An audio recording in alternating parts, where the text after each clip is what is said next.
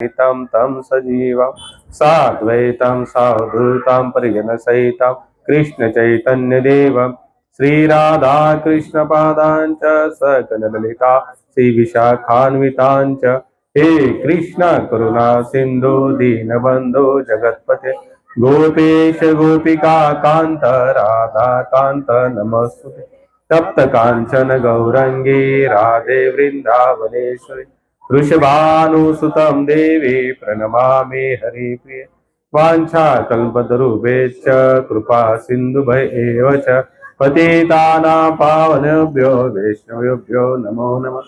जय श्री कृष्ण चैतन्य प्रभु नित्यानंद श्री अद्वैत गदाधर श्रीवासादि गौर भक्त वृंद हरे कृष्णा कृष्णा कृष्णा हरे हरे हरे राम राम राम हरे हरे कृष्णा कृष्णा कृष्णा हरे हरे राम राम राम हरे हरे कृष्णा कृष्णा कृष्णा हरे हरे राम राम हरे हरे कृष्णाय वासुदेवाय देवकी नंदनाय नंद गोपकुमाराय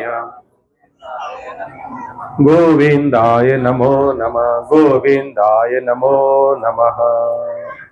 श्री हरिनाम संकीर्तन की उपस्थित सभी भक्तन की पिताय गौर प्रेमानंदे हरे कृष्णा। बघा हा जो उत्सव तुम्ही ठेवलेला आहे खरोखर छान उत्सव आहे, कारण की जोपर्यंत धर्माला ऱ्हास भगवान श्रीकृष्ण भगवद्गीतेमध्ये सांगतात, जेव्हा जेव्हा अधर्माचं वर्चस्व वाढतं आणि धर्माचा ऱ्हास होतो तेव्हा तेव्हा हे अर्जुना मी प्रत्येक युगामध्ये मी स्वतःहून अवतार घेतो। काय सांगतात भगवान श्रीकृष्ण?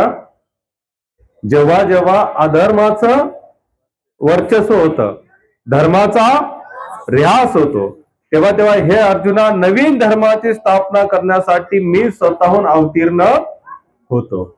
तसं प्रत्येक युगामध्ये जसं रावण होता तेव्हा कोण आले? भगवान राम आले। कंस होता तेव्हा कोण आले? भगवान श्रीकृष्ण आले। हिरण्याक्ष होता तेव्हा कोण आले? आम्हाला फक्त एवढंच माहिती आहे राम आणि, पण हे अगर खरोखर आम्हाला कळाले ना तर आमचं जीवनाचं नक्कीच कल्याण होईल।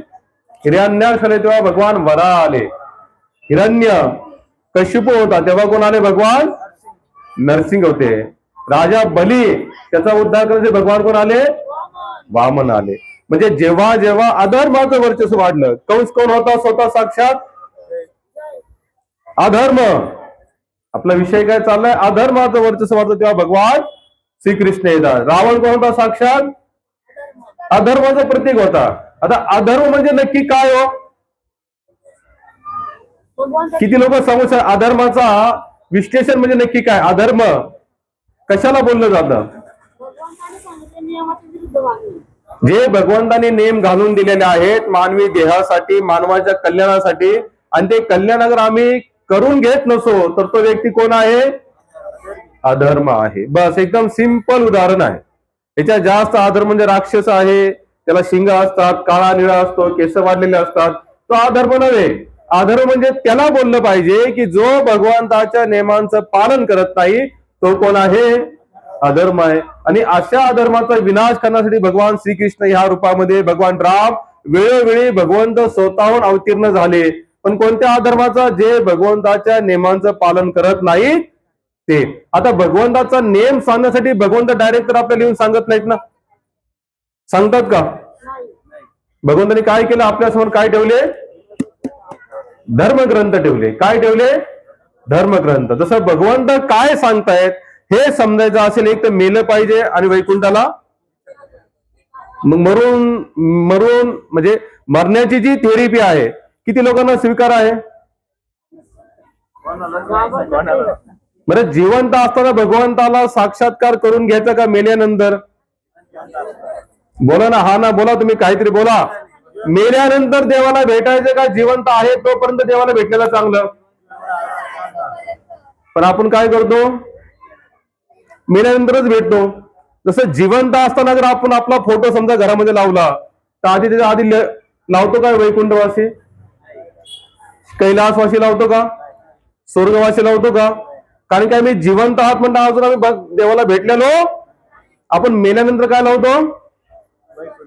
वैकुंठवासी, कैलासवासी, स्वर्गवासी, वेगवेगळे वासी. म्हणजे मेल्यानंतर भगवंताला भेटण्याची आतुरता आम्हाला सगळ्याला आहे. पण जिवंत आहे तोपर्यंत कोणाला भेटायचं. पण संतांनी आपल्याला सोपा मार्ग दिला. जिवंत आहे तेव्हा तुम्ही भगवंताला भेटू शकता. आता किती लोकांची तयारी आहे जिवंत असताना भगवंताला भेटायची? चला उद्याच वारीला. कोण कोण वारीला? नाही, वारीला तेवढं जमणार नाही आम्हाला. नाही तर तुम्ही म्हणताय ते खरं आहे, परंतु तुम्ही घर बसल्या बसल्या जर देव भेटला, ती किती लोकांची इच्छा आहे की त्याला खरोखर भेटलं पाहिजे. घरातूनच तुम्हाला देवाची प्राप्ती झाली तर किती लोकांची इच्छा आहे की देव भेटला पाहिजे. तुकाराम महाराज सांगतात, न लगे सायास जावे वना तरा, सुखे येतो घरा. काय सांगितलं? भगवान श्रीकृष्ण नारायण तुमच्या घरामध्ये येतील. न लगे सायास जावे वना तरा. तुम्हाला वनामध्ये जाण्याची गरज नाही, जंगलात जायची गरज नाही, इव्हन तीर्थाटन पण करण्याची गरज नाही. ते स्वतः भगवंत तुम्हाला घरात येऊन दर्शन देतील. पण कधी? नाम संकीर्तन साधन पै सोपे, जळतील पापे जन्मांतराची. मग पुढे म्हणतात, न लगे सायास जावे वना तरा, सुखे येतो घरा नारायण. त्यांनी काय सांगितलं? नाम संकीर्तन साधन पै सोपे.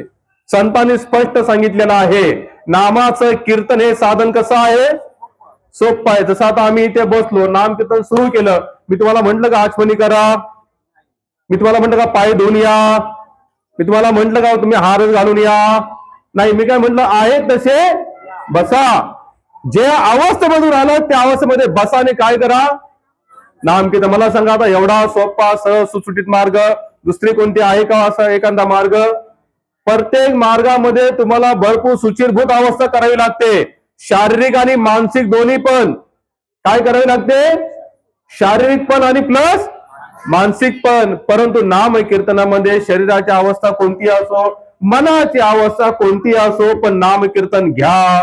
कारण का? नाम कीर्तनासारखं सोपं साधन ह्या जगामध्ये दुसरं नाही. पण आम्ही काय नाम कीर्तन घेणार? वा, मला तुम्ही असं म्हणा आम्ही नाम कीर्तन घेऊ, पण मी म्हटलं नाही. म्हणजे पहिला जो पाडा आम्ही वाचला तोच पाडा आम्ही कंटिन्यू नाही नाही नाही. नाम कीर्तन का आम्ही घेणार नाही. पण नाम कीर्तन किती सोपं आहे. ज्ञानेश्वर महाराज होते, तुकाराम महाराज होते, नामदेव. आपण आता फक्त भारताची जे काय संतांची जी परंपरा आहे त्यांचं वर्णन करू. हे जेवढे संत होते ह्या संतांनी आपल्याला कोणता मार्ग सांगितला? ज्ञानेश्वर महाराजांनी कोणता मार्ग सांगितला सांगा तुम्ही? तुम्ही महाराष्ट्रातलेच आहात ना? इथं जन्म झाला तुमचा, प्लस नाशिक धामातले अजून तुम्ही. बरं जाऊ दे, हे भरपूर देऊ आळंदी जरा लांब आहे आपल्यासाठी, पंढरपूर लांब आहे. नाशिकचे संत होते गाडगे महाराज. कोण? त्यांनी आपला जो मार्ग सांगितला, कोणता मार्ग सांगितला? गोपाला गोपाला देविकी नंदन गोपाला. बोला, गोपाला पाला देविकी नंदन गोपाला, गोपाला गोपाला देविकी नंदन गोपाला, गोपाला. काय सांगितलं आम्हाला गाडगे महाराजांनी? गोपाला गोपाला देविकी नंदन गोपाला. त्यांनी काय शास्त्र सांगितलं का? गीता सांगितली का? संस्कृतचं पठण सांगितलं का? वेदांचा अभ्यास सांगितला का? पण तरी देखील आम्हाला तेवढंही सोपं करायची इच्छा. काय झालंय आजकाल, भगवंताला जी गोष्ट सरळ भेटते ना, सरळ सोप्या मार्गाने, तर आम्हाला वाटतं त्याच्यामध्ये एवढी व्हॅल्यू नाही, त्याच्यामध्ये ऊर्जा नाही, तेवढी पॉवरफुल नाही. पण जी गोष्ट एकदम अडी अडचणीतून भेटते, भरपूर श्रम केल्यानंतर भेटते, मग वाटतं आता ह्याच्यात काहीतरी आम्हाला प्राप्त होईल. आता सगळं एखाद्याला यज्ञ करायला सांगा भरपूर मोठ्या स्वरूपातला, त्याला फक्त एवढं सांगा शुद्ध पाहिजे, मिलावटवालं नको, तर ऑटोमॅटिक आमच्या मनामध्ये काही मानसिकता तयार होते, आता काहीतरी पॉवरफुल होणार आहे, आता काहीतरी वेगळं होणार आहे. पण संतांनी याच्यावर बँड लावला. काय लावला? बँड. म्हणजे हे काही करायची गरज नाही, सरळ तुम्ही काय करा? भगवंताचं नामचिंतन करा. कारण का? नामासारखं सोपं साधन नाही. परंतु आम्ही तेही करायला मागत नाही. एक तर संत सांगतात जे नाम घेत नाही ते जिवंत असताना मेलेले आहेत. काय म्हणतायत? जिवंत असताना आम्ही कसे आहोत? मग मेलेले आहेत. मागं ऐकताय ना तिथे काय सांगतात संत? जे नामस्मरण करत नाही, देवाचं नाव घेत नाही, ते जिवंत असताना कसे आहे? एक तुम्हाला एक्झाम्पल देतो, उदाहरण देतो, मग त्याच्यातून तुम्हाला समजेल. एकदा एक वडील आणि त्यांचा एक छोटासा मुलगा असे रस्त्याने चालले होते. 8-10 वर्षाचा मुलगा होता. आता अशी जी लहान लहान लेकरं असतात त्यांना एवढं काय माहित नसतं, म्हणजे त्यांना संसाराबद्दल ते नवीन नवीन एखादी गोष्ट बघतात तर त्यांच्या मनामध्ये जिज्ञासा निर्माण होते. काय निर्माण होते? जिज्ञासा, की हे काय आहे, ते काय आहे. कारण की त्यांनी त्यांच्या जीवनामध्ये ती घटना, ती वस्तू पहिल्यांदा बघितलेली असते. तर ते मुलगा आणि ते वडील सोबत चालले होते. कोण कोण सोबत चालले होते? मुलगा आणि वडील सोबत चालले होते. तर चालत असताना तो मुलगा विचारत होता, बाबा हे काय, बाबा ते काय, बाबा हे काय, बाबा ते काय. बाबा आपल्या परीने त्याचे वडील उत्तर देत होते. तेवढ्यात अचानक समोर एक प्रेत यात्रा आली. काय आली? प्रेत यात्रा. आता या मुलाने आपल्या जीवनामध्ये पहिल्यांदाच प्रेत यात्रा बघितली. त्याला ह्याच्या आधी कधी त्याचा संबंध आला नाही. तर मुलाने विचारलं, बाबा हे काय आहे? हे लोक कोण आहेत? हे काय आहे नक्की? तर बाबा म्हणतात, बाबा याला प्रेत यात्रा म्हणतात. काय म्हणतात? प्रेत यात्रा. आता मुलगा होता, बाबाने प्रेत यात्रा म्हटलं, त्याने तेवढं ऐकलं आणि शांत झाला. पुन्हा तो विचारतो, बाबा हे जे लोक बोलतायत, काय बोलतायत म्हणजे प्रेत यात्रा जाताना? काय म्हणतात? बोला ना. राम नाम. आणि बरेच लोक जमा असतात. आणि आज ती पण सिस्टम संपली. आता याला की फोन करा, वैकुंठ रथाला बोलवा. पुन्हा बोलवा, वैकुंठ रथ आला की गाडीमध्ये स्पीकर लावून द्यायचा, श्रीराम जय राम जय जय. मग जेव्हा ऐसा ऐकतो ना, म्हणतो कोणतरी गेलं. आज राम नाम जेव्हा असं श्रीराम जय राम जय जय राम किंवा भगवंताचं नाव अचानक दुपारी, संध्याकाळी, सकाळी ऐकायला आलं की आपल्या डोक्यामध्ये काय कल्पना येते? की कोणीतरी गेलं. कारण की जिवंत आहे तोपर्यंत कोणी काय बोलत नाही. आम्हाला पक्का माहिती आहे जिवंत आहात म्हणजे आम्ही बोलणार नाही. मेल्यानंतर आम्हाला वाटतं की कोणीतरी, म्हणजे माझा तर अनुभव सांगतो, मला कधी बुद्धम शरणम गच्छामि असं जरी ऐकायला आलं, वाटतं कोणीतरी गेलं. श्रीराम जयराम जय ऐकलं कोणीतरी. कारण की जिवंत आहेत, आपण मेलेलो आहोत. आपण कसे आहोत? मेलेले आहोत. मुलाने विचारलं, बाबा हे काय बोलतायत? बाबा म्हटले, राम नाम. बोला, राम नाम. राम नाम. राम नाम. मुलाने विचारलं, अच्छा हे राम नाम सत्य आहे. मग त्यांनी विचारलं मुलाने, बाबा हे राम नाम सत्य आहेत, का बरं बोलतायत? तर ते बाबा म्हणतात, बघ बाबा, जेव्हा प्रेत यात्रा चालते ना, कोणीतरी मरतं ना, मग त्याला जेव्हा घेऊन जातात ना, तर जाताना कंपल्सरी हा नियम आहे की राम नाम. म्हणजे जिवंतपणे तर त्या माणसाला कळालं नाही की राम नाम सत्य आहे, पण जाताना मात्र आम्ही सगळे आवर्जून सांगत असतो. कुणाला? मेलेल्याला. कुणाला? आणि खरोखर अगर आम्ही ते प्रेत यात्रा घेऊन जातो, आम्हाला वाटलं राम नाम सत्य आहे, तर आम्ही नक्कीच त्याला अग्निदाह त्याचा झाल्यानंतर, त्याचे संस्कार झाल्यानंतर, आम्ही घरी आल्यानंतर आम्ही लगेच त्या सत्याला, पण आम्ही स्वीकारतो का? फक्त त्या यात्रेचा नियम आहे. मेल्यानंतर अगर कुणाला न्यायचं असेल स्मशानापर्यंत, फक्त काय बोलायचं? हरिबोल, बघा खाली बस. काय बोलायचं? फक्त राम नाम. एवढंच आम्हाला माहिती आहे. फक्त बोलण्यासाठी आमचा देव कसा झाला आहे, फक्त बोलण्यासाठी मर्यादित झालेला आहे. क्रियात्मक त्याला आम्हाला स्वीकार करायचा नाही. मला सांगा, खरं सांगा, तुम्ही इथे बसले आहात, किती जण भगवंताच्या नामाचं रोजचं नित्य नेमाने नामस्मरण करतात? नेमाने करता ना? आता ज्यांचे हात खाली आहेत त्यांनी पण नेम सुरू करा. कारण की मी आता, तुम्हीच काय बोलता? राम नाम. काय बोलता तुम्ही? पण आम्हाला फक्त एवढंच वाटतं, हे फक्त जो माणूस मरतो स्मशानापर्यंत न्यायचं असतं तेव्हा बोलण्याचं हे एक वाक्य आहे, एवढं आपण तेव्हा नियमाने बोललं पाहिजे, म्हणून आम्ही बोलतो. पण आम्ही खरोखर सत्य त्याला स्वीकार करतो का हो? नाही, बिलकुल आम्ही करत नाही. तर काय म्हणतो मुलगा? बाबा काय आहे? बाबा म्हणले राम नाम सत्य आहे. मुलगा विचारतो, का बरं बोलतात? बाबा म्हणतात, जो मरतो त्याला संसारापर्यंत न्यायची जी थेरपी आहे, क्रिया जी असते, ती करताना राम नाम सत्य हे बोललं पाहिजे. मुलाची अजून जिज्ञासा वाढली. मुलगा म्हणतो, बाबा हे सगळे बोलतायत, तो झोपलेला का बोलत नाही? काय म्हटले मुलाने विचारलं वडिलांना? बाबा ते सगळे माणसं बोलतात राम नाम सत्य आहे, राम नाम सत्य आहे, पण तो जो झोपलेला आहे, काय आहे? जे तिरडी नेती ना, तिरडी, ते व्यक्ती झोपलेला असतो ना, त्याला बसून तर ठेवत नाही आपण, झोपवतो, परंतु तो झोपलेला का बोलत नाही? तर बाबा म्हणतात, अरे वेड्या, तो मेला आहे. काय म्हटले? अरे वेड्या, तो मेला आहे. आणि मेलेला व्यक्ती राम नाम बोलत नाही. मुलांना अजून जिज्ञासा वाढली. मुलगा म्हणला, बाबा तुम्ही पण कधी राम नाम बोलत नाही, तुम्ही कशी आहात? काय सांगितलं मुलाने? बाबा तुम्ही पण, मी तुम्हाला कधी राम नाम बोलताना ऐकलं नाही, यार ते तुम्ही पण कसे आहात? मेलेले आहात. हे उदाहरण याच्यासाठी आहे, जो भगवंताचं नाव घेत नाही तो आहे कसा? मेलेला आहे. आता तुम्ही ठरवा इथं जिवंत किती आणि मेलेले किती. मृत्यूचा नुसता दाखला भेटला पण मेलो असं नाही. संत सांगतात जिवंत ते आहे जे भगवंताची सेवा करतात. विशेष म्हणजे ज्यांनी नामाचा आधार घेतला, आपल्या जीवनामध्ये नामस्मरण जे करतात ते जिवंत आहे, जे नामस्मरण करत नाही ते मेलेले आहेत. आता आम्ही अनेक लोकांना म्हणतो की तुम्ही थोडं भजन करा, भगवंताची कृपा आहे, जिथे आम्ही नाम प्रचार. आमचं जीवनाचं एकच लक्ष्य आहे, टार्गेट आहे की प्रत्येकाच्या घरामध्ये गीता, रामायण, भागवत जावं आणि प्रत्येकाने भगवंताच्या नावाचा स्वीकार करावा आणि आपल्या जीवनाचं कल्याण करून घ्यावं. आम्ही ज्या लोकांना म्हणतो की तुम्ही थोडं भजन करा, नामकीर्तन करा, तर काय काय जे जवान मुलं असतात ते म्हणतात अजून वेळ आहे. लहान मुलांना म्हणतो, घरातले ज्याचे आई वडील असतात, तुम्ही जरा त्यांना थोडं सांगा राम नाम कीर्तन करायला. ते म्हणतात नाही हो, त्याला शाळा आहे, ट्युशन आहे, त्याचं खेळायचं वय आहे, आता त्याला खेळू द्या, शाळा शिकू द्या, ट्युशन करू द्या, कॉलेज आहेत, एक्झाम आहे, ते झाल्यानंतर लग्न, बायका, पोरं आणि हाडापायाची कांड पडली. म्हणजे गुडघे कामातून गेले, डोळे कामातून गेले, कानाला ऐकाय येत नाही, तोंडात दात नाही. मग म्हणतात बाबा कीर्तन चालाय, जावा तिथं जाऊन बसा आणि आम्हाला बसू द्या फेसबुक, व्हॉट्सअप, युट्यूब, ट्विटर ह्याच्या आम्हाला चिपकून जायचं आहे. हे मूर्खाची लक्षणं आहेत. बुद्धिमान व्यक्ती कोण आहे? तुकोबराय सांगतात बुद्धिमान कोण आहे? भगवान कृष्ण सांगतात, रामायण मध्ये सांगतात, भगवान राम सांगतात, तुलसीदास सांगतात, तुकोबराय सांगतात, ज्ञानेश्वर महाराज बुद्धीचे वैभव. ज्ञानेश्वर महाराज काय सांगतात? अरे हे बुद्धीचं वैभव आहे, भगवंताचं नाव. दुसरं वैभव बुद्धीचं नाही. आम्हाला बुद्धीचं वैभव म्हणजे काय वाटतं? ज्याच्याकडे गाडी नाही गाडी आली, घर नाही घर खरेदी केलं, प्लॉट नाही प्लॉट घेतला, धनवान नव्हता धनवान झाला, तर आम्ही काय म्हणतो? त्यांनी त्याचा बुद्धीचा वापर केला आणि त्यांनी एवढं मोठं साम्राज्य. पण संत काय सांगतात? बुद्धीचं वैभव काय बाबा? अन्य नाही तुझे एका केशवराज.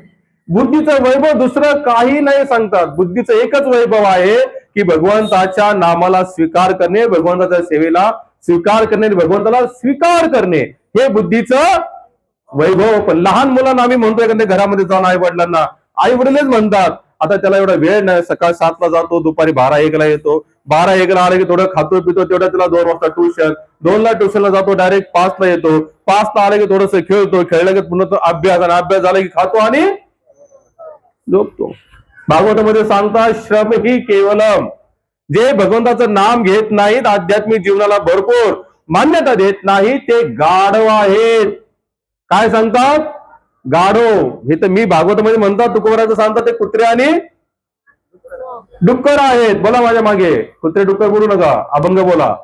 तरीच जन्म यावे, आवाज येत नाही माग. तरीच जन्म यावे, दास विठोबाचे व्हावे, नाही तर काय थोडी स्वान सुकुर बापुडी. स्वान म्हणजे कुत्रा, सुकर म्हणजे डुक्कर. हे कोण म्हणतायत? तुकोबराय म्हणतायत. काय म्हणतायत?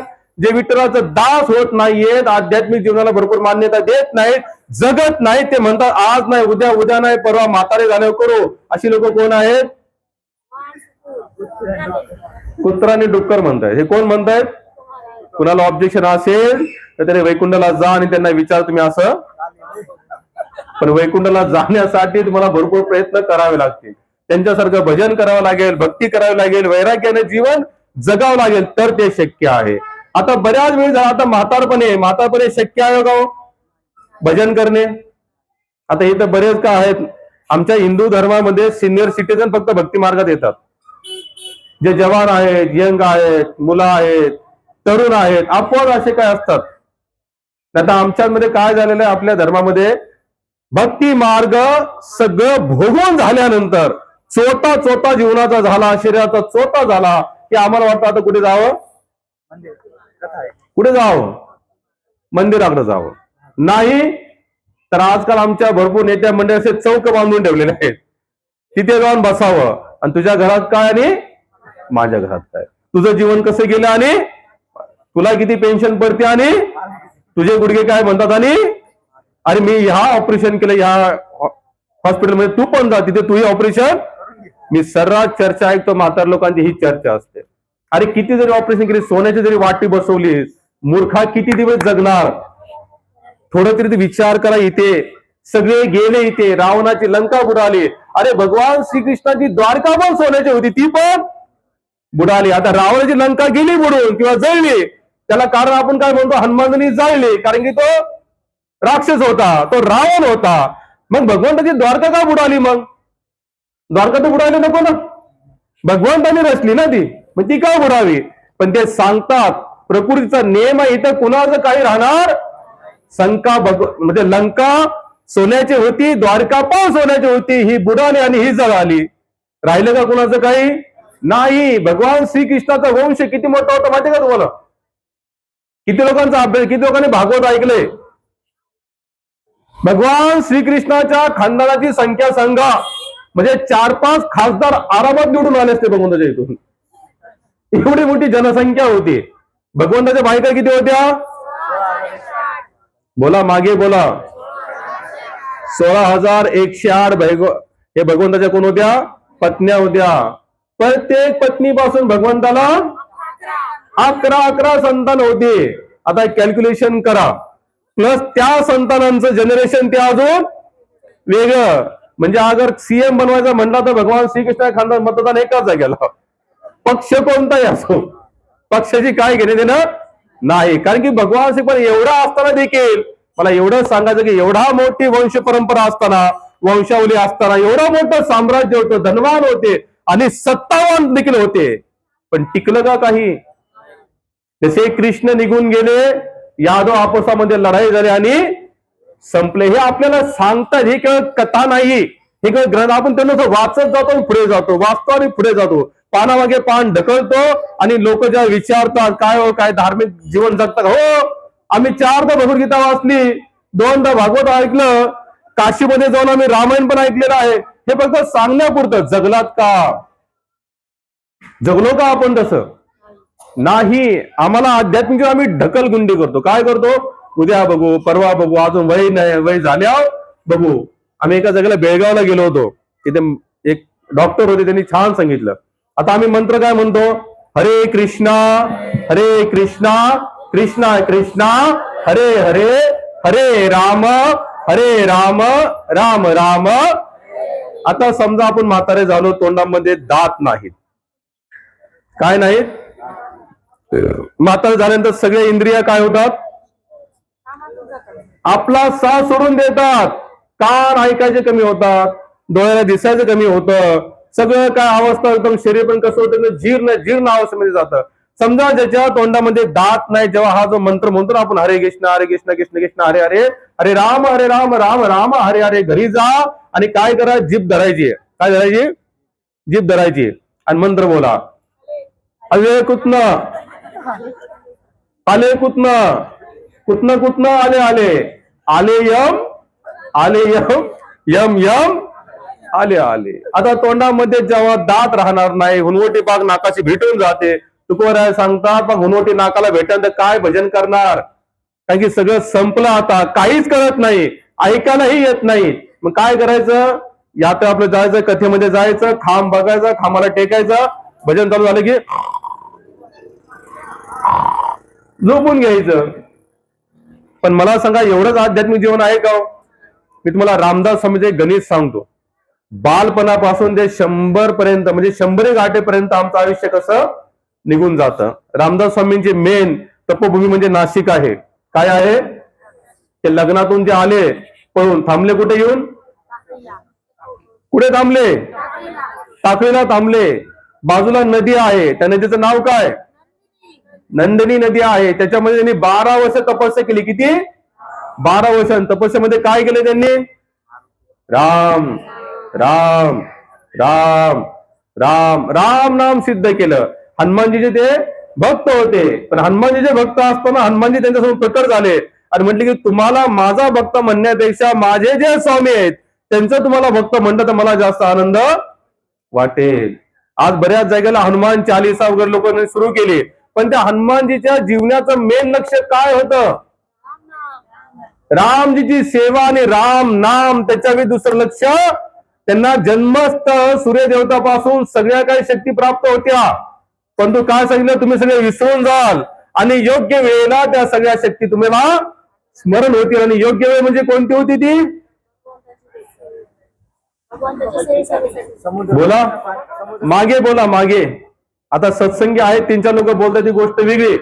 हनुमानजीला त्यांच्या पूर्ण शक्त्याच्या स्मरण झालं, तो वेळ कोणता आणि कशासाठी स्मरण झाल्या? जेव्हा भगवान श्री रामचंद्र त्यांना भेटल्या तेव्हा त्या सगळ्या शक्ती त्यांच्या जागृत झाल्या. कधी? कुणासाठी? म्हणजे त्यांनी आपल्या जे अष्टसिद्धीचे जे कोण आहेत, दाता आहेत, अष्टसिद्धी त्यांना काय होत्या? प्राप्त होत्या. पण त्या अष्टसिद्धीचा वापर त्यांनी कुठे केला? भगवंताच्या सेवेमध्ये केला, दुसऱ्यासाठी केलेला नाही. परंतु आम्ही काय करतो, आम्हाला भगवंताने शरीर दिलं, थोडंफार धन अवस्था दिली, थोडाफार सन्मान दिला, पण आम्हाला याचा काय झाला? अहंकार. काय झाला? अहंकार. आम्ही म्हणतोय कीर्तनामध्ये लोकांनी बसावं, पण कुणी बसत नाही. का बसत नाही? खरंच आठवायचं कारण काय वाटतं? खाली कसं बसावं? काय वाटतं? खाली कसं बसावं. दुसरी गोष्ट, ज्या भगवंताने आम्हाला हे शरीर दिलं, त्या शरीराचा दाता कोण आहे? भगवंत आहेत. हे शरीर ज्यांच्यापासून प्राप्त झालं हे दुसरे तिसरे कारण नाहीत, त्याला कारण केवळ कोण आहे? भगवंत. सायन्स पण सांगतं आणि आपल्याला शास्त्रही सांगतं. आपला एक आकार होता, जन्माचा आकार. पहिला आकार आपला आईच्या पोटामध्ये वाटाने इतका होतो आपण. किती? पहिली सोनोग्राफी निघती ना स्त्रीची, तर पहिल्या सोनोग्राफी मध्ये त्याचा आकार सांगतात त्या गर्भाचा. एम पर्यंत आकार. एम म्हणजे जी लाईन जे असतात इंचाच्या आतल्या लाईनी काय असतात त्याला काय म्हणतात? सेंटीमीटर. एम म्हणतात, सेंटीमीटर म्हणतात, एम म्हणतात. काय सांगतात? 3 mm नाही तर 4 mm, म्हणजे जास्तीत जास्त एवढा आकार.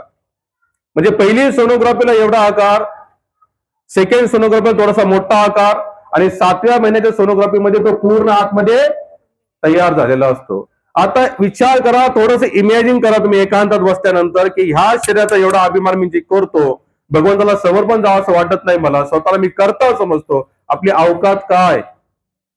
अरे आपण फक्त एक टिंब आहे, टिंब. ह्याच्यापेक्षा दुसरी अवकात आपली नाही. आपण मेल्यानंतर जाळल्यानंतर काय बनते? आपली राख बनते. एका रामसुंदर स्वामी सांगता शरीराच्या 3 अवस्था होतात मेल्यानंतर. अगर ह्याला समजा जमिनीमध्ये दफन केलं तर माती, जाळली तर राख, आणि कोणत्या जनावरांना खाल्लं तर या शरीराची विष्ठा. पण जोपर्यंत हे शरीर आहे तोपर्यंत आपल्याला कसा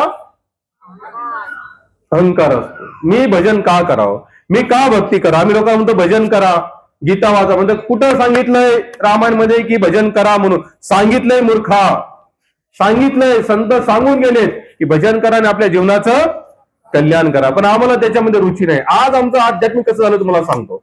एखाद्याने रामायणाची प्रत जाळली, गीतेची कोणी समजा प्रात जाळली, इतर कुठल्या लोकांनी, तर आमचा पूर्ण समाज जागृत होतो तिथे. कशासाठी? दगडफेक करण्यासाठी. कशासाठी? दगडफेक, भांडणं, लढाई करण्यासाठी. पण जे प्रॉपर भगवान श्री रामचंद्रांचे आम्हाला वेद दिला, भगवान श्रीकृष्ण जे सांगितलं, ते आम्ही किती फॉलो करतो त्या गोष्टीला? बिलकुल फॉलो करत नाही. मग ह्याच्या मला सांगा, भगवंत सांगता की धर्माची मी स्थापना केली, पण त्या स्थापनेला आम्ही स्वीकार केलं का? नाही. आम्हाला वाटतं बघू, आता नाही बघू, आता नाही बघू. मी कोणती कथा घेणार होतो? रामदास स्वामींची. म्हणजे तुम्ही ऐकताय, मागं पण ऐका बरं का. रामदास स्वामी सांगतात 10 वर्षापासून ते 100व्या वर्षापर्यंत आपलं जीवन कसं निघून जातं. ते पहिली लाईन सांगतात, सावध सावधान वाचे बोला राम नाम, 10 वर्ष बालपण 20व्या वर्षी तारुण्य, अंगी भरला मदन मग कैसे राम नाम. पहिले त्यांनी गणित सांगितले 10 ते 20 वर्षापर्यंत. पहिले काय म्हटले? सावध सावधान. नुसते सावध नाही बोलले, सावधान. कारण की सावधान त्यांच्या जन्माला हा एकदम विशेष शब्द. कारण की मंगलाष्टका जे शेवटी काय बोलतो? सावधान शुभमंगल. त्यांनी सावधान ऐकलं म्हणजे पळा. संसारात सावधान किती राहायचा प्रयत्न केला तरी संसार सावधान होऊन दे नाही. संसार आपल्याला काय आळशी बनवून टाकतो, सावध बनवत नाही. सावध कोण बनवतो तुम्हाला? आध्यात्मिक जीवन. कोण बनवतं? जसं वाल्मिक जी होते, नारदजीने त्यांना काय बनवलं? सावधान बनवलं. त्यांना विचारलं, बाबा एवढे तू लोक मारतोस कुणासाठी, कशासाठी आणि का? तर म्हणतो बायका मुलांचं पोट भरण्याचं. म्हणले जाऊन विचार पापात सहभागी आहेत का? पण सांगितलं की नाही. वाल्मिक ऋषी सावधान, सावध व्हा बाबा, ज्याच्यासाठी करतोय ते कोणी आपलं नाही. पण ते सावधान झाले, पण आम्हाला त्यांनी सांगितलं. आपण सावधान होतोय का? बोला नाही. आणि आम्ही होणार पण आणि आम्ही होणार पण नाही. कोणी किती सांगू, किती कथा ऐका, किती रामायण ऐका, कितीही भागवत सांगू द्या, रामायण सांगू द्या, पण आम्हाला सावधान व्हायचं. कारण की आम्हाला आमच्या कल्याणाची तीव्र इच्छा नाही. सावध सावधान, बोला सावध सावधान, वाचे बोला राम नाम. 10 वर्ष बालपण, 20व्या वर्षी तारुण्य, अंगी भरला मदन, मग कैसे राम नाम. सांगता सावधान व्हा, सावध व्हा. 10 वर्ष बालपणामध्ये गेले. कुठे गेले? बालपणामध्ये. आता बघा हे जे आहेत 10 वर्षापर्यंत मुलं आहेत, 8, 10, 11 वर्षापर्यंत, यांना मी बसा म्हणणार, कोणी बसणार नाही. कारण का? हे कसं आहे, बालपण आहे, चंचल वृत्ती आहे, ते एका जागेला बसूच शकत नाही. तर बालपण कशात गेलं? खेळण्यात गेलं. पुन्हा थोडासा मोठा झाला, 11, 12, 13, 14, 15, 16, 17, 18, 19, 20, 20 वर्ष तारुण्य. तारुण्य म्हणजे आता तो काय झालेला आहे? जवान. जवान म्हणजे त्याच्या अंगामध्ये सगळे घुसलेत. हुकुमशाही राजे. कोण घुसले? एखाद्या तरुण व्यक्तीला तुम्ही सांगा भजन कर, हो महाराज ग बसा, ग बसा, तुम्ही भजन करा म्हणले, भजन करणार. खाणार काय? काम नाही केलं देणार कोण? आज आमच्या हिंदू धर्मामध्ये हे जे प्रश्न आहेत ते आमचेच आहेत. हिंदूच व्यक्ती विचारतो, राम आणून देणार आहेत का? कृष्ण आणून देतील का? हे ग्रंथ कुणी लिहिले? कुणी बघितला देव? देव खातो का? देव झोपतो का? देव पाणी पितो का? देव आपल्याबरोबर बोलतो का? हे प्रश्न आमचे आहेत. इतर धर्मामध्ये एकही जवान व्यक्ती बिलकुल विचारत नाही की देव आहे का, आम्हाला दाखवा म्हणून. पण आमच्यात हजारो प्रश्न, कारण की हा आमचा जिवंत रोजचा अनुभव आहे. टार्गेट एकच आहे, नामाचा प्रचार करणे, लोकांना भेटणे. काही लोक स्वीकार करतात, काही लोक विरुद्ध करतात, ऐकत नाही. पण आम्ही ऐकणार नाही. 20 वर्ष तारुण्य. तारुण्य भरल्यानंतर बिलकुल ऐकायची तर स्थिती याची राहतच नाही. तरुण अवस्थेमध्ये प्रल्हाद महाराज सांगतो श्रीमद भागवतामध्ये, कौमारम आचरते भक्त्या. कुमार अवस्थेमधून भक्तीला स्वीकार करा. कुमार म्हणजे जोपर्यंत तुमच्या शरीरामध्ये तरतरी आहे, स्पष्ट शब्दासाठी जोपर्यंत तुम्ही जवान आहात, यौवनत्व आहे तुमच्याकडे, तोपर्यंत भक्तीला स्वीकार करा. अन्यथा पुढे काहीही होऊ शकतं.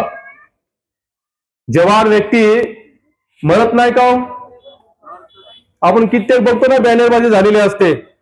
एकदम कोवळ्या वयामध्ये हा गेला, हा जायचा वेळ नव्हता तरीही गेला. अरे मूर्खा, इथे वेळ कुणाचाच परफेक्ट नाहीये. इथे कोणीही केव्हाही जाऊ. आणि आपण रोज बघतोय ना, आमच्यामध्ये फक्त गेल्यानंतर आम्हाला कोणाला जिज्ञासा होती का एखाद्या मेलेल्या व्यक्तीपैकी असं वाटतं का तुम्हाला आपण पण मरणार म्हणून? बोला, तुम्हाला वाटतं का आपण मरणार? किती लोकांना वाटतं आपण मरणार आहे म्हणून? मग तुम्ही मरणार नाही का? किती जनसंख्या वाढेल? पहिले सरकारला टेन्शन आहे, लोक वाढायला लागलेत. आज लोकांची इच्छा आम्हाला मरायचंच नाही, म्हणजे किती अजून, म्हणजे सरकारला डबल टेन्शन, कुठून खाऊ घालायचं यांना. अरे मूर्खानो, आपण मरणार. या जगातला अगर निश्चित करू सत्य का असेल तर एकच आहे की आपण मरणार. बोला, तुम्ही मरणार का नाही कोणी तुमच्यापैकी? आणि नसेल म्हणा काय अमृत खाल्लं मला हे सांगा. आम्ही दोन वाटून द्या आम्हाला अमृत, आम्ही खरं खाऊ. आम्हाला चला आता काय आपण. अरे रावणाने तपस्या केली, मूर्ख तो मेला. कंसाने तपस्या केली, अमर होण्यासाठी तो मेला. एक तर होता राक्षस प्रल्हादांचे वडील, त्याने तर आयडियाने तपस्या केली.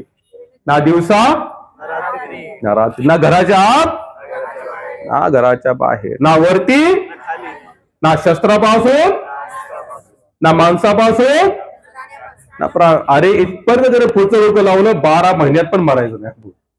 असं वरदान त्याने ब्रह्माने मागून घेतलं, पण भगवंताने त्याचंही खंडन केलं. लक्षात घ्या, प्रकृतीचा नियम आहे, इथे आपण टिकणार नाही.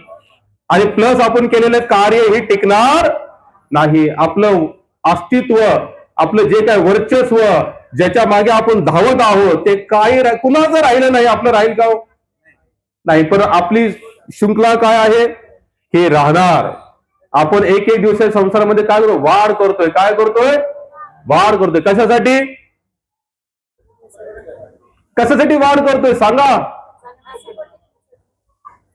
आपल्याला वाटतं आपण काहीतरी घेऊन जाऊ, काहीतरी घेऊन जाऊ, पण आजपर्यंत कोणी नेलं का इथून काही, पण तरी आपले डोळे उघडले नाही आणि उघडणार पण नाही. सगळे काही सोडून गेलेले आहे, पण आम्हाला वाटतं नाही थोडंफार इथं आपण जमा करून जावं. बरं, आजकाल लोकांचं म्हणणं काय, जमा कोणासाठी करतो आम्ही,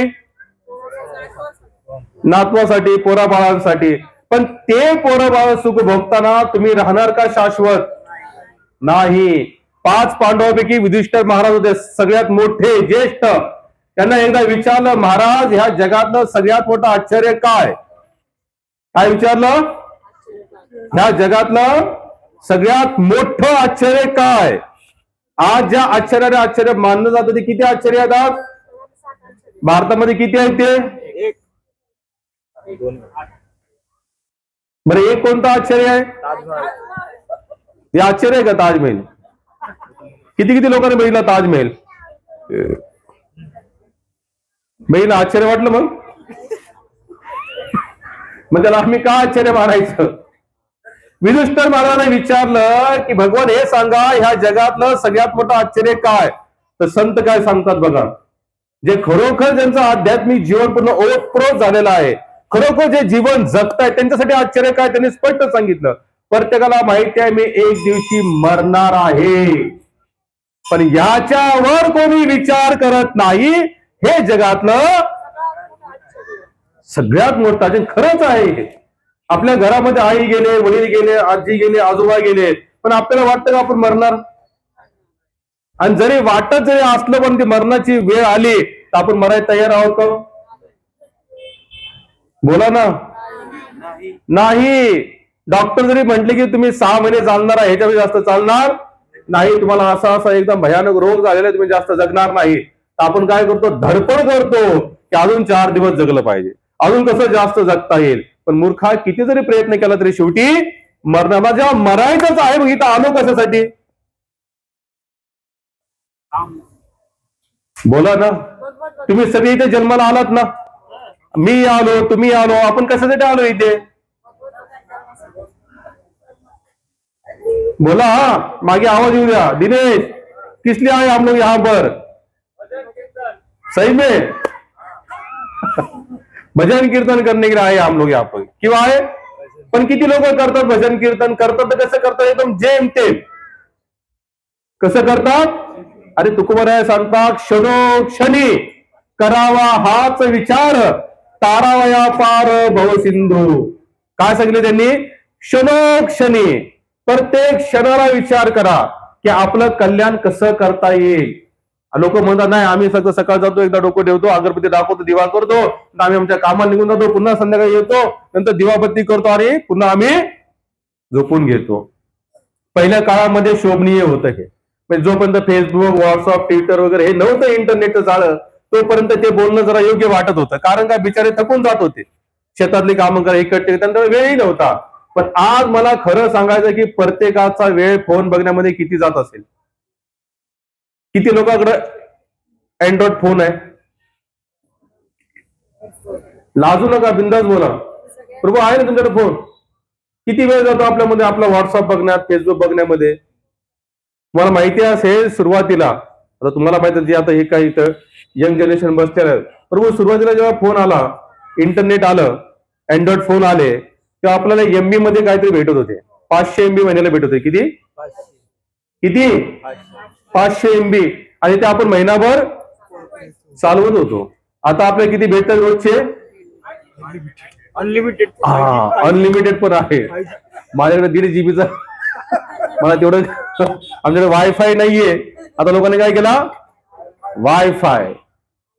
काय घेतलं, वायफाय. वायफाय काय की किती वापरा, काय करा, किती वापरा, किती नाही. अरे वेळ तुम्हाला वापरतोय मूर्खानो, वेळ आपल्याला वापरतोय. तर आज अगर कोणी म्हणत असेल की आम्ही फक्त सकाळचं 5 मिनिटं, संध्याकाळी 5 मिनिटं, तर लक्षात घ्या तो एकदम चुकीचं बोलतोय. कारण का जेव्हा व्हॉट्सअप फेसबुकला तुम्ही अनलिमिटेड सगळं वापरता, वेळ देत आहात, मग भगवंताच्या नामासाठी का नाही?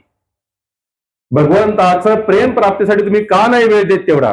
पण आम्हाला तेवढी जिज्ञासा नाही. किती वर्षे गेली?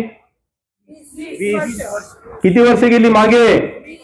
20 वर्ष. 10 वर्ष कुठे गेली? बाळपणा. 20 वर्ष अंगी भरला, मग कैसे राम. 10 वर्ष गेले, 20 वर्ष गेली. आता 10 वर्ष गेले, 20 वर्ष गेले, आणि जे मुलं भक्ती करत नाहीत ना, जे आध्यात्मिक जीवनामध्ये नाहीत ना, ते एक तर स्थिर असतील, नाहीतर जास्तीत जास्त वाया जातील. काय होतील? आपण एकदा चांगलं काम करू, नाही तर दोघांपैकी एक काम आपण नक्कीच करणार आहोत. चांगलं तेव्हाच होणार आहे जेव्हा चांगल्या लोकांमध्ये बसू, आणि वाईट तेव्हाच होणार जेव्हा आपण वाईट लोकांमध्ये बसू. आता चांगल्या लोकांचा संघ किती राहिला जगामध्ये? बोला.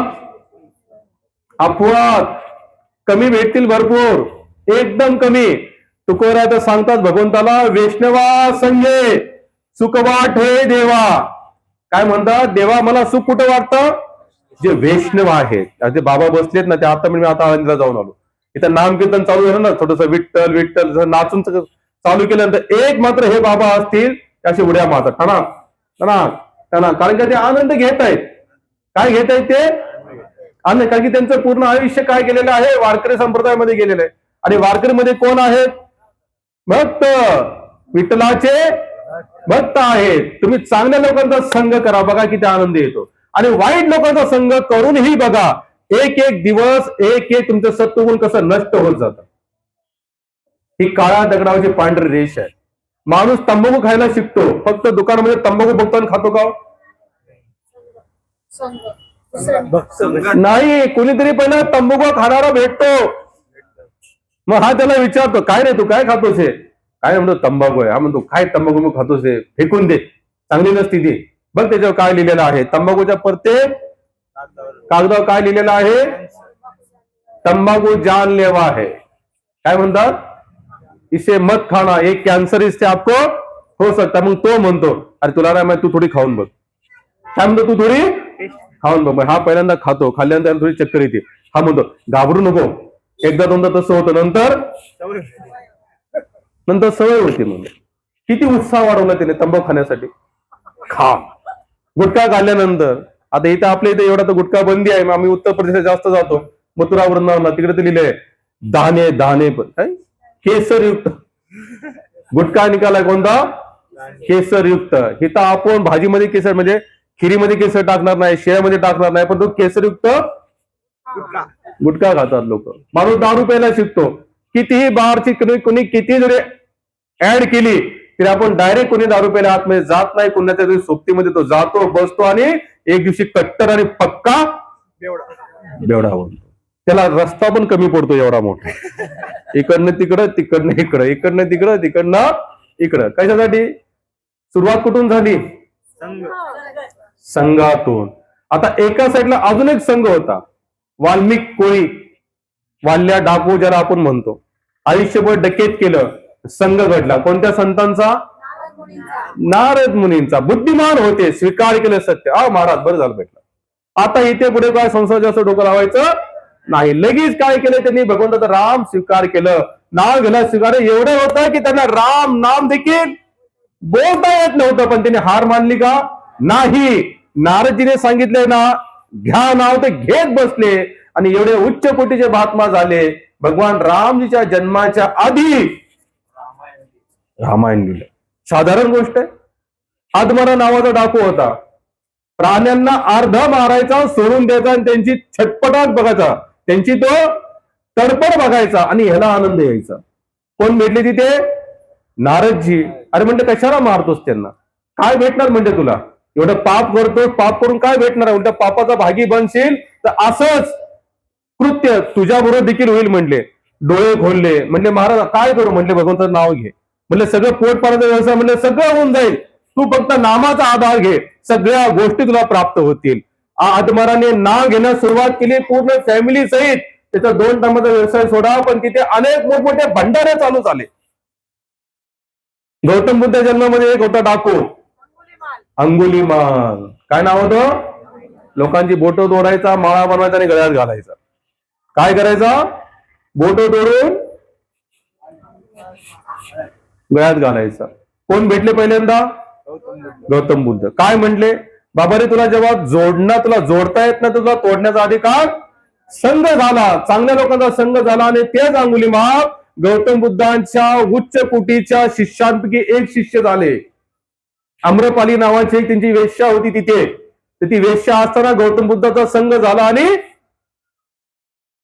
शिष्य झाली त्यांची. हे का बरं परिवर्तन झालं? संघ. आणि संघ चॉईस करण्याची वेळ असते ना, ती ही 11 ते 20 मधलीच असते प्रभू. या 20-25 वयामध्ये अगर तुम्ही संघ चांगला चॉईस करून बघा, नाही तुमचं कल्याण झालं तुम्ही म्हणून ते अरे.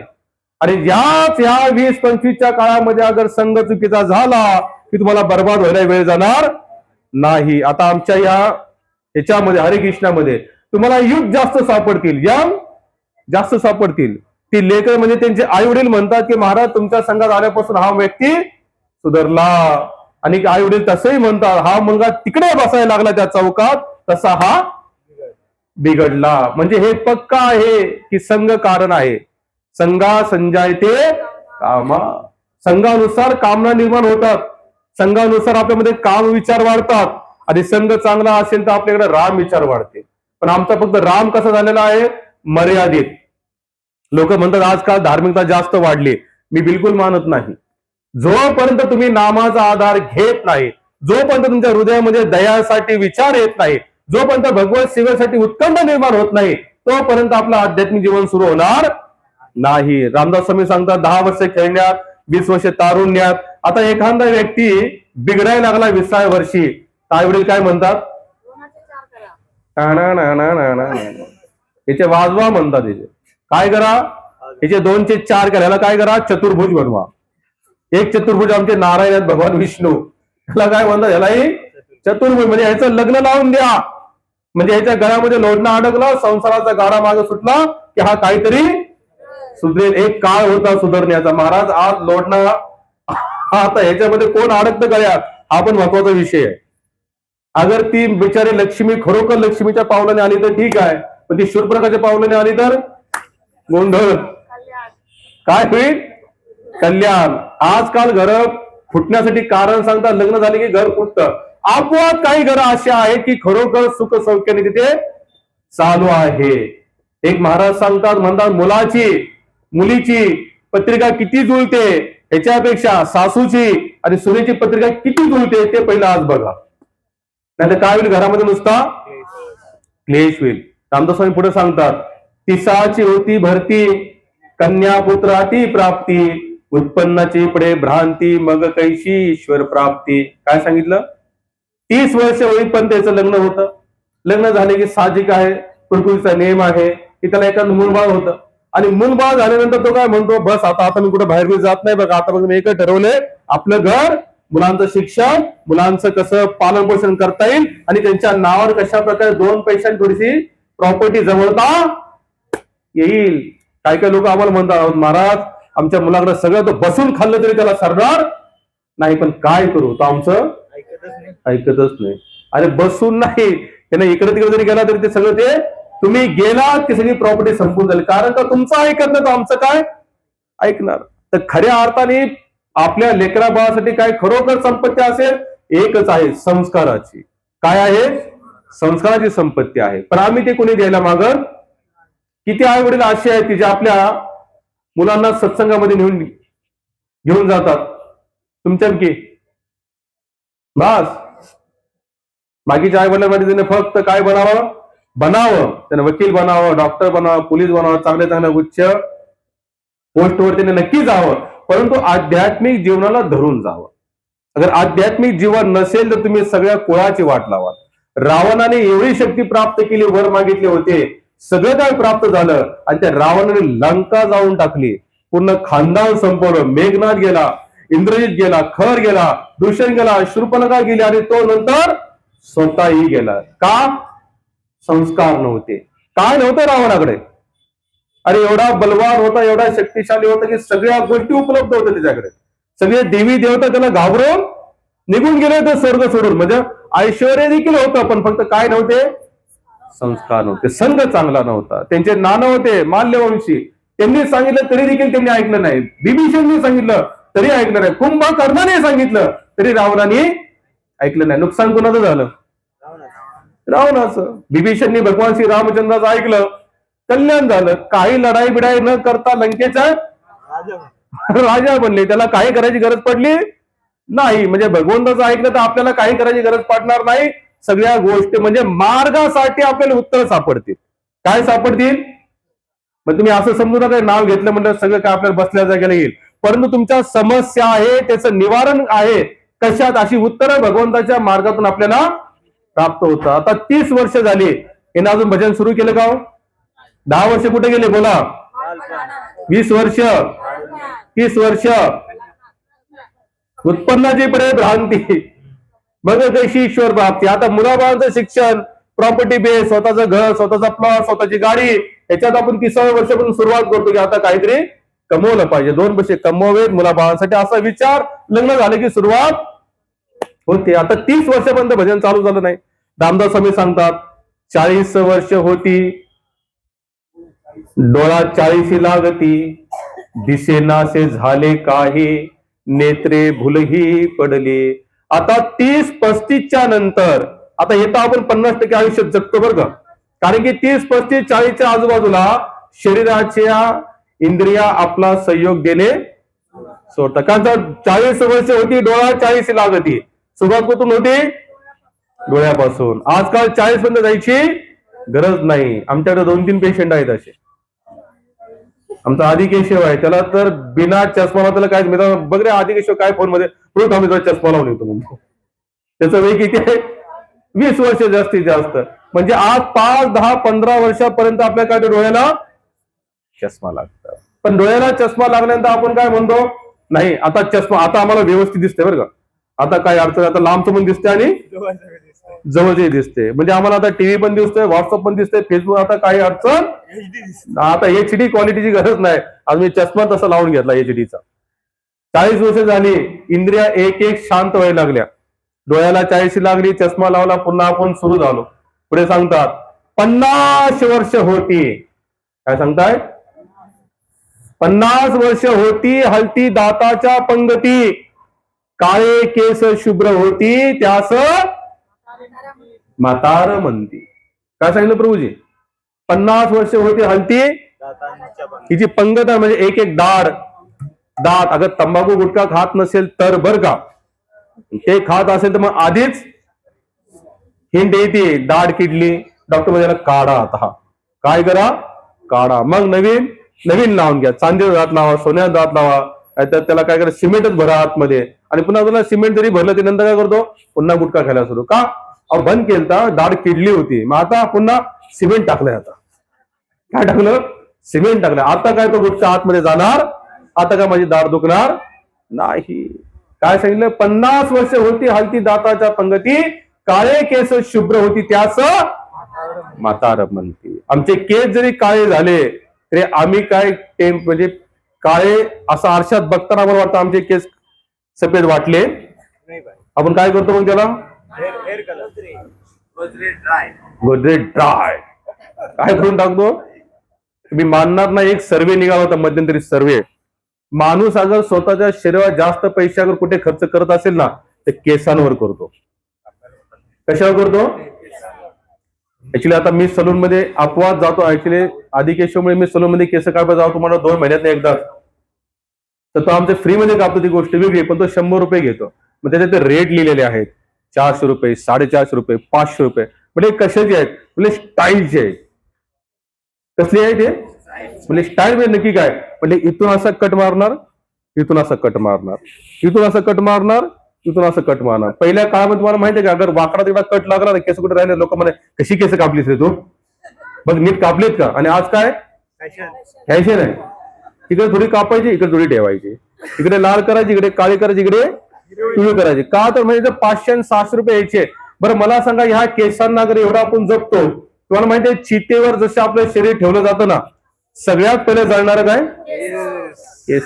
तुम्ही गॅसवर सगळ्या माताजी इथं बसले आहेत, गॅसवर काम करतात, समजा अचानक गॅसचा फ्लो जास्त झाला तर हाताची केस काय होतात, जळून जातात. म्हणजे जसं चित्तीवर आपलं शरीर ठेवलं, चिता जशी सुरू झाली की केस एकदा सुकलेल्या गवतासाठी भूक खतम. पण त्या केसासाठी आम्हाला किती प्रेम आहे. या स्त्रियांच्या ह्याच्यात तर त्या ब्युटी पार्लर मध्ये भाव लिहिलेले 1000, 2000, 3000. या लग्नाच्या सीझन मध्ये लोक म्हणतात आम्ही हे करतो, किती 8000, 10000, 15000. त्यांना विचारतो कधी अन्नदान केलं का 10,000चं? नाही हो. काय मूर्ख. आणि कशाला खर्च केले आम्ही? केसाला. बरं चला ठीक आहे, तुम्ही केलं, लग्न असतं किती 3 ते दुसऱ्या दिवशी उठून बघायचं 10,000 गेले, पाण्यात गेले, फोटो काढण्यामध्ये मर्यादित राहिले, नंतर नाही. एवढं शरीराला आसक्त होऊ नका. देवानं जसं दिले तसं राहा. जसं भगवंताने शरीर दिलंय, जसं ठेवलंय, जसा ऱ्हास होतो त्याला स्वीकार करा. स्वीकार करू नका असं नाही. संत काय करे, स्वीकार करत गेले. जैसी स्थिती आहे कौतुक तुप आहे संचिताचे. कशासाठी डोकं लावा जास्तीत जास्त. एवढा पैसा लोक म्हणतात खर्च, मी म्हणतो बिलकुल खर्च नाही वाढलेला, आमचा खर्च वाढला. आज तुम्ही किती खाता?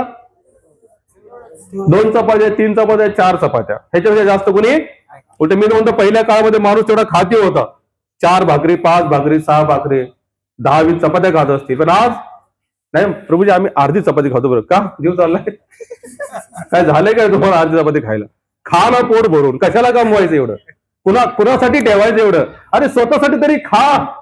आम्ही स्वतःसाठी खात नाही. म्हणजे किती आम्ही गेलेले केस आहे. म्हणजे भगवंताने एवढं चांगल्या गोष्टी दिल्या त्या आम्हाला भोग घेता येत. आमचा भोग कसा झालाय, खायला एकदम कॉमन खातो, एकदम नॉर्मल. आज तूप खाणे लोक तर मला वाटतं नाहीतच जास्तीत जास्त. आणि जे काय आम्ही खातो सगळे जंक फूड खातो. काय खातो? जे पूर्ण शरीराला संपवून टाकणार आहे. पण आम्हाला जास्त त्याचीच आवड आहे.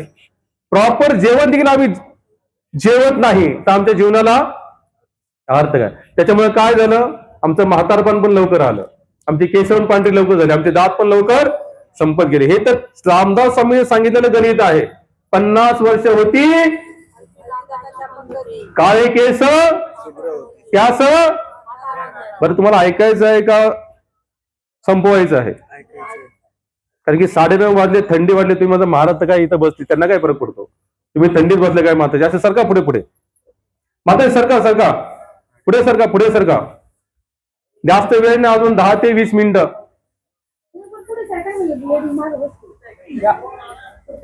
बोला हरे कृष्णा कृष्णा कृष्णा हरे हरे, हरे राम राम राम.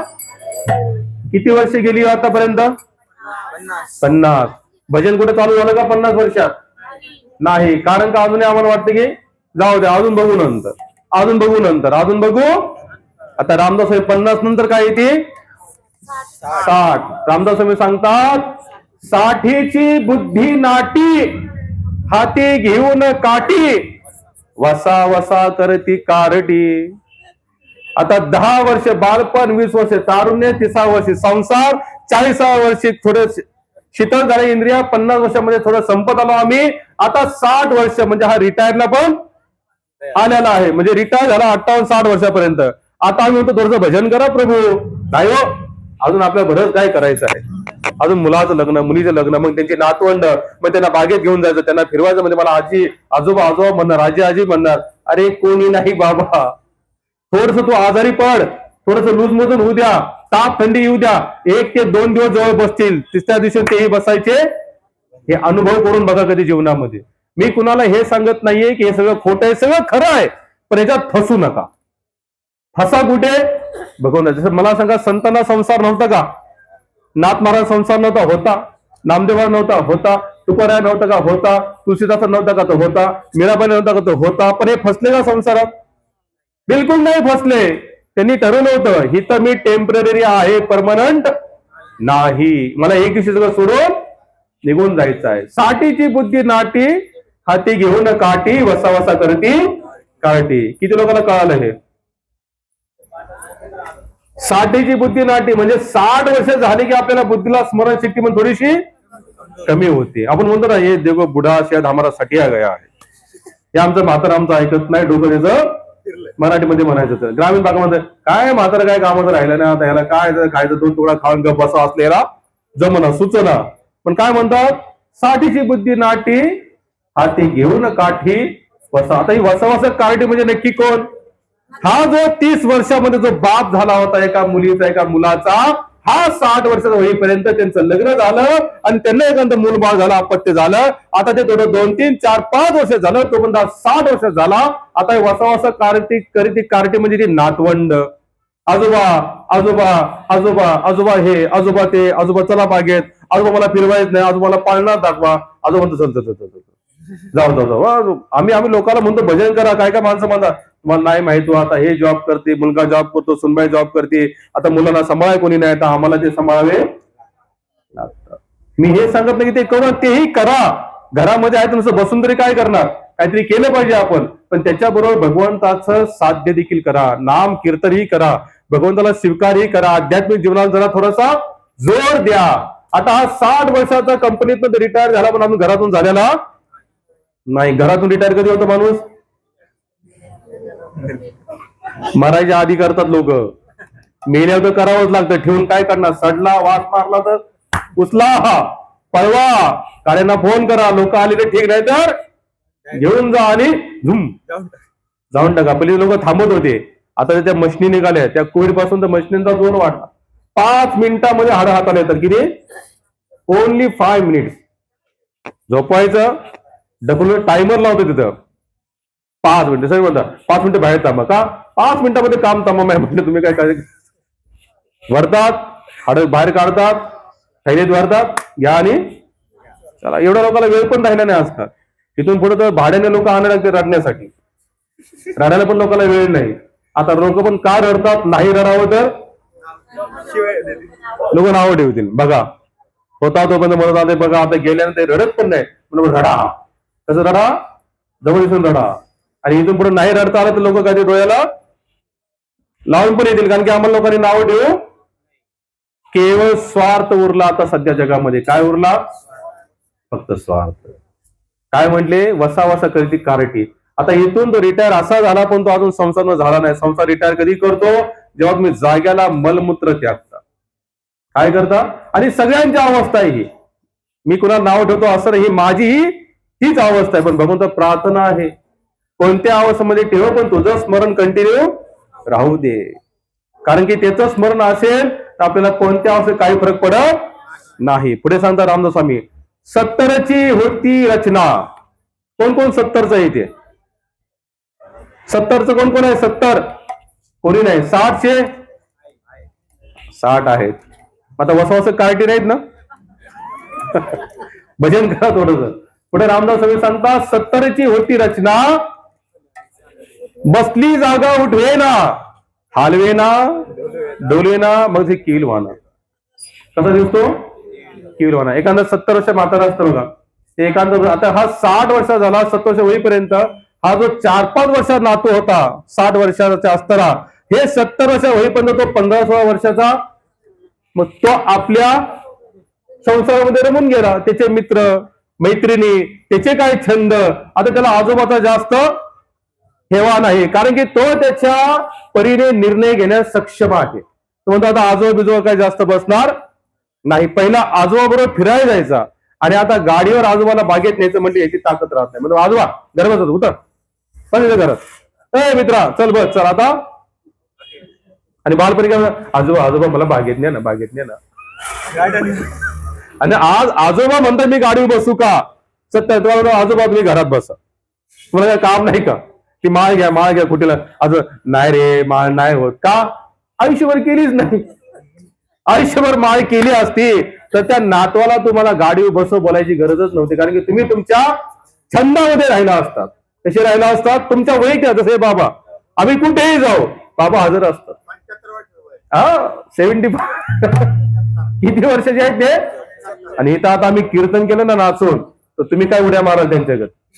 अशी उड्या मारतात, दे जाणार टापाक टापाक. आपल्याला लाज वाटते, बाबा हे असे नाचतायत, आम्हाला आम्ही नाही नाचणार. पुढे काय म्हणले? 70ची होती रचना, बसती जागा उठवेना, हलवेना डोलर मस्त केविल वाहना. आता मस्त गरीब दिसतात. गरीब आहे रे म्हातारे. अरे काय सध्या गरीब आहे, त्याला म्हटलं भजन का? म्हणतं नाही.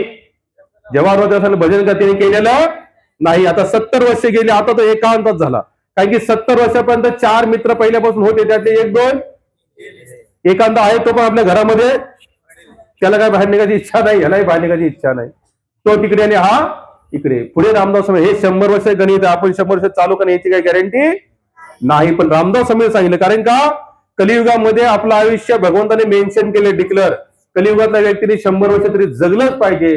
पण आपण जगणार नाही याची गॅरंटी आपल्याला आहे का नाही? आहे. वा, छान, चांगला आहे. मग हे गणित नक्की आहे का 100 वर्ष? पुढे सांगतात 80 वर्ष होशी जसा जलाविन मासा. काय सांगतात? 80 वर्ष झाल्यानंतर बिन पाण्याचा मासा कसा तडपड तडपड तडपड करतो. पाण्यामध्ये मासा चांगला खेळतो, पण पाण्यातनं बाहेर काढला की तडपड. त्याला आता संसारमध्ये काय तिथे तडपड झालेली आहे, कारण की कोणी त्याच्याकडे बघायला तयार नाही, कुणी त्याला विचारायला तयार नाही. अरे घरामध्ये एखादा कार्यक्रम जरी असला तर माणसं म्हणतात, बाबा तुम्ही तिथे बसा, तुम्ही जास्त लुडबुड, तुमची लुडबुड आम्हाला जास्त ताण देते. एक तर तांब्यात तिकडे ठेव म्हणलं, तिकडे उचल इकडे ठेवता, हे इकडे ठेवून तुम्ही तुम्ही तिकडे ठेवता. तर ऑटोमॅटिक माणसाला काय येतो? एक प्रकारचा राग येतो. मग आपला का असे ना, मी अनेक घरामध्ये बघितलेले अपवाद काही घरं अशी असतात, आजही आज आहेत, पण अशी आजही अशी आहे की त्यांना त्या घरामध्ये वृद्ध व्यक्तींना पहिलं प्राधान्य दिलं जातं. आणि भरपूर अशी घरं आहेत तिथे वृद्ध व्यक्तीला जास्तीत जास्त एका साईडला कोपऱ्यामध्ये एक जागा दिलेली असते, तिथून बसायचं, खायचं, जास्त डोकं लावायचं नाही, आमच्यामध्ये मी जास्त बडबड करायची नाही. पण असे आज असे अनेक घरं आहेत, पहिले त्या व्यक्तींना विचारलं जातं की आजोबा हे आम्ही करतोय, करू का? आणि हे कोणतं घर असेल? ज्या घरामध्ये संस्कार आहेत. संस्कार कोणत्या घरामध्ये आहेत? ज्या घरामध्ये आध्यात्मिक जीवन आहे, ज्या घरामध्ये गीतेचं पठण आहे, भागवतचं पठण आहे, रामायणचं पठण आहे, ज्या घरामध्ये संतांचं आवागमन आहे, ज्या घरामध्ये आध्यात्मिक कार्याला विशेष प्राधान्य आहे, त्या घरामध्ये संस्कार टिकतात, दुसऱ्या घरामध्ये नाही. तुम्ही किती फोटो लावा, तुम्ही किती सत्यनारायणच्या पूजा घाला, पण जोपर्यंत रोजच्या रोज तुम्ही आध्यात्मिक जीवनाला महत्वाचं स्थान देणार नाही, त्या घरामध्ये सुख शांती नांदणार नाही. कृष्ण सांगतात, यत्र योगेश्वर कृष्ण यत्र पार्थ. गीतेचा शेवटचा अध्याय, शेवटचा श्लोक आहे, कृष्णाने मेन्शन केले, जिथे कृष्ण आणि अर्जुन यांना जिथे मेन प्राधान्य स्थान आहे, म्हणजे भगवंताला जिथे ज्या घरामध्ये विशेष स्थान आहे, विशेष म्हणजे महत्वाचा दर्जा आहे, त्या घरामध्ये भगवंताचा नित्य ऐश्वर, वैभव, प्रतिष्ठा आणि जय हा कायम नित्य निवासी आहे. कुठे?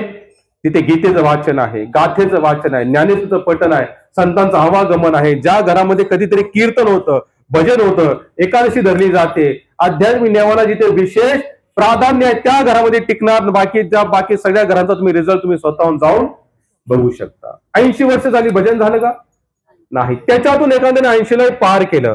90 वर्ष होती बोलविना एक शब्द, दारा पुत्र प्रबुद्ध म्हणतो मरेना का वृद्ध. आता 80 वर्षापर्यंत त्या शरीराची अतिशय जीर्णता झालेली असते, म्हणजे इव्हन चमडी अशी पूर्ण लोळायला लागते खाली. जे म्हातारे जास्त बेड रेस्ट करतात ना, ही पाठीची चमडी पण अशी गळती. कधी बिटको हॉस्पिटलला जा, कधी मोठमोठे हॉस्पिटल आहेत ना, तिथे जा आणि तिथे अनेक वर्षापासून किंवा अनेक महिने जो माणूस किंवा झोपून आहे त्याला असं उचललं ना, तर मागच्या चमडीचे तुकडे निघालेले असतात. काय निघालेले असतात? तुकडे निघाले. म्हणजे तिथं पावडर लाव, त्याला कुठे ते विस्फोरक घाल, काय म्हणजे असे अनेक काही क्रिया असतात की जेणेकरून त्याचं शरीर मॅनेज व्हावं. पण शक्य आहे का? कारण की जीर्णता ही पक्की आहे. एकदा गाडी भंगार झाली, त्याला तुम्ही किती नटवा, इंजन खराब झालेलं आहे, त्यांना चालणार नाही, ती कधी धोका देऊ शकते. तसं आपण एकदा भंगार शरीर झालं आपलं, म्हणजे मलमूत्र आपण जागेला जेव्हा त्यागतो ना, आणि ही अवस्था होते. कारण की जेव्हा जीर्ण शरीर संपल्यानंतर मला उठता येत नाही, बसता येत नाही, कुठे जाता येत नाही. आता मलमूत्र तर शेवटी आहेच ना, मग हे काय होतं? मग आपल्या त्या जागेला सुटतात. जसं ते मलमूत्र त्या जागेला सुटल्यानंतर लोक जे बघायला येतात तेही म्हणतात, देवाने यांना घरातले म्हणतात, आम्ही पण वाटतं की त्यांचे प्राण सुटाय, पण सुटतच नाहीत. काय म्हणतात रामदास स्वामी? दारा पुत्र. दरवाजामध्ये जोपर्यंत मुलगा आहे तो विचारतो, बाबा आहेत का? गेले का? तर म्हणजे त्याचा मलमूत्राचा वास येतो. आज लोक अशा लोकांना उचलतात, पुढे ठेवतात, बिटको जे सरकार मान्य हॉस्पिटल तिथे जाऊन, आणि तिथेही त्यांनी भाड्याने लोक लावले जातात त्यांची सेवा करायला. त्यांना वेळ नाही. विचार करू शकता तुम्ही, इमॅजिन करा, आपण लहान असताना आपलं मलमूत्र आपल्या आई वडिलांनी काढलं, आणि त्या आई वडिलांचं मलमूत्र काढायची जेव्हा बारी आली, तर आपण काय म्हणतो? आम्हाला जमणार नाही. आम्हाला आमचं काम आहे, व्याप आहे, जॉब आहे, आम्हाला जमणार त्याच्या मुलगाच काढणार नाही तर मुलाची बायको काढायचं काय संबंध? ज्या आई वडील काढत नाही म्हटलं नातू काढायचं काय संबंध? मग अशा वेळेला तो व्यक्ती भगवंताला दयनीय अवस्था करतो, देवा मला घेऊन जा. का? आता देव येईल का हो त्याला घ्यायला? का नाही येणार? 10 वर्षापासून 90 वर्षापर्यंत पूर्ण गणित आपण बघितलं, त्याने कुठेच भगवंताच्या नावाला स्वीकार केला नाही, कुठे त्याने साधू संतांचा संग केला नाही, कधी कथेमध्ये जे ऐकलं त्याला कधी त्याने स्वीकार केलं नाही. कसं शक्य आहे भगवंत स्वीकार करतील? मेल्या तुम्ही मस्त प्रत्येक फोटो पुढे लावाल वैकोण शिवलोक हे ते वासे, पण सगळे वैकुंठाला जाणार नाही, स्वर्गाला कोणी जाणार? ज्यांनी आयुष्य त्या प्रकारे जीवन जगलं, जसं तुकोबाने काय हक्काने म्हटले, आम्ही जातो आमच्या गावा आमचा राम राम, त्यांना कॉन्फिडन्स होता मी कुठे चाललो आहे. आणि वैकुंठात विमान आले होते, रडले नाहीत, ते कोणाला म्हटले नाही की मला थांबवा म्हणून. अगर आपल्याला एवढा कॉन्फिडन्स असता मी वैकुंठालाच जाणार आहे मेल्यानंतर, तर आपण घाबरू का मृत्यूला? आणि तर सगळेजण मृत्यूला घाबरतात, कारण का आम्हाला माहितच नाही आम्ही जाणार कुठे. अगर आपल्याला कळालं की आम्ही खरोखर भगवंताच्या धामाला झाल्यानंतर घाबरायचं काय? किती वर्ष गेले? किती वर्ष गेली मागे? बोला आजी, बोला माताजी, वर्ष किती गेले निघून? 90 वर्ष गेली. भजन झालं का? नाही. पुढे नामदास स्वामी सांगतात, दशमान पुत्र झाला परी वाया गेला, रामदास त्यास बोले वेगे सावधान झाला. काय म्हटले? दशमान म्हणजे 100 वर्षाचा झाला. भले शतक मारली, सेंचुरी मारली त्याने, पण तो कसा गेला? वाया गेला, कारण की तो मॅच हरला. जसं एखादी 100 रन जरी काढले आणि मॅच हरले, माणूस काय म्हणतो, काय शतक मारलं पण काय करतो आम्ही, मॅच हारलो. तसा तो मॅच हरला, कारण का 100 वर्ष गाठली नक्की, पण वाया गेला. का? रामदास त्यास बोले वेगे सावधान झाला. म्हणजे जेव्हा कीर्तनामध्ये कधीतरी ऐकलं असेल राम नाम सत्य आहे, ऐकलं करत, स्वीकार नाही केला आम्ही. एखाद्याची प्रेत यात्रा चालली, ऐकलं राम नाम सत्य आहे, पण स्वीकार नाही केलं, म्हणजे वेग आहे. म्हणजे वेळ होता तेव्हा सावध झाला नाही, त्याच्यामुळे 100 जगला काय 50 वर्ष जगला काय फरक पडत नाही. तुकाराम महाराज फक्त 49 वर्ष जगले, काय जगला? 52 वर्ष आहे, ते किती का जगले नाहीत? रामदास ज्ञानेश्वर महाराज किती वर्ष राहिले बाबा? 16 वर्ष. पण आज ही लोक ज्ञानेश्वरी नित्य वाचतायत, पसायदान रोज वाचतायत, त्यांना आनंद भेटतो. कारण का त्यांनी तेवढे जेवढे जगले, तुम्ही किती जगला ते महत्वाचं नाही, जगून केलं काय हे महत्वाचं आहे. आम्हाला फक्त 50 वर्ष झाली की आम्हाला वाटतं वाघ मारला. 60. आजकाल तर मोठमोठ्या शहरामध्ये बाबा जे नवरा बायको 60 वर्षाच्या होतात ना, त्यांची डबल लग्न लावले जातात. काय प्रथा निघाली? 60 वर्ष झाली लोक म्हणतात डबल मॅरेज करायचं. काय करायचं? डबल लग्न. आणि प्रॉपर लग्नासारखं लग्न करतात आणि तेवढा मोठा खर्च करतात. एकदा दोनदा आमचा जायचा मोका आलता, पण आम्ही विचार केला, रे आता याने पहिलं लग्न पण केलं, हेही केलं, पहिल्या लग्नात पण तेवढाच खर्च आणि या लग्नात तेवढाच खर्च. बरे झालं तुम्ही 60 लग्न डबल केलं, काय साध्य केलं? रिझल्ट काय आला त्याच्यातनं? काहीच नाही ना. मग कशासाठी सगळी उठाडू? उलट सांगता बुद्धिमान व्यक्ती काय करतो, आपल्या शास्त्रामध्ये 4 अवस्था सांगितल्या जीवनाच्या. किती? 4. 25 वर्षापर्यंत ब्रह्मचारी, 50 वर्षापर्यंत ग्रहस्थ, 75 वर्षापासून वानप्रस्थ, आणि 75 नंतर जगलो तर आपण संन्यास आश्रम. काय केलं पाहिजे? पण आता आश्रम राहिली का? वानप्रस्थ जंगल राहिली का? पण समजा घर बसल्या सगळं भेटलं तर किती जण स्वीकार करतील? प्रभू बोला.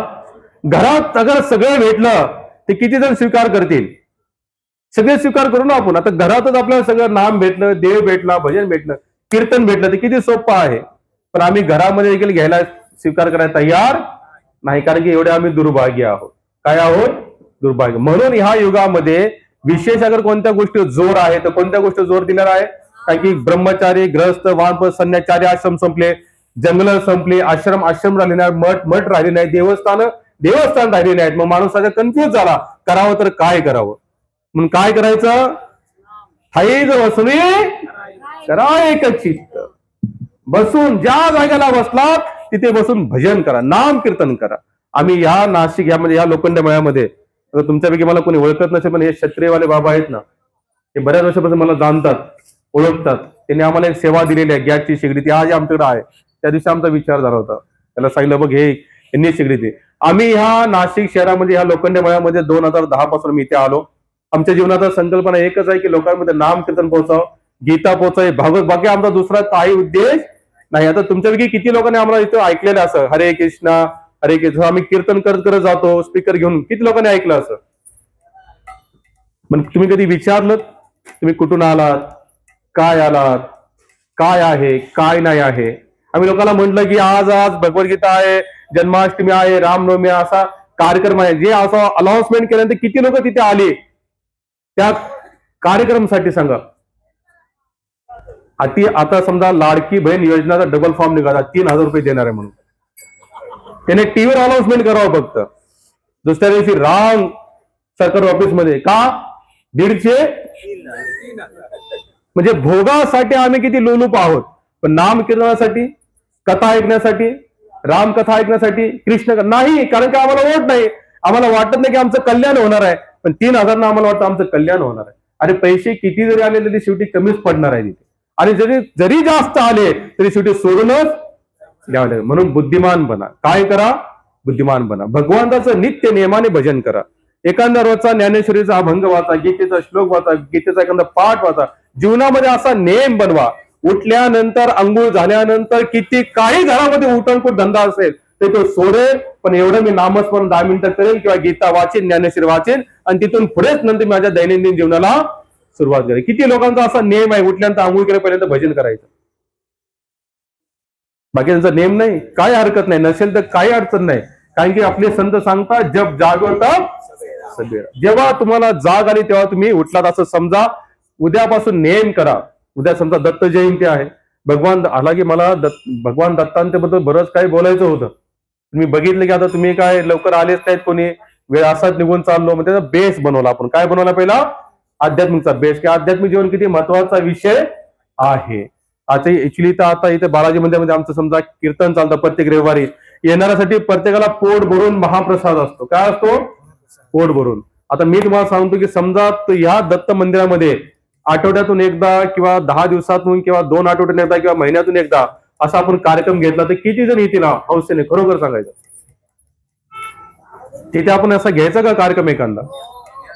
नाही. फक्त मी आता इथे व्यासपीठावर बसलोय, तुम्ही खाली बसतात, मी विचारतो हा हा हा हा, आणि उद्या गेले जाऊ दे मरू दे. अगर तुमचा समोरून अगर आम्हाला फोन आला की खरोखर की महाराज तुम्ही बोलले होते की तुम्ही या दत्त मंदिर, पण संडे सोडून घ्यावा लागेल, तुम्ही मला वेळ सांगायचा, तुम्ही आम्हाला वार सांगा, आम्ही त्या दिवशी तर काय गुरुवार नाही, तुम्ही सगळे सांगा.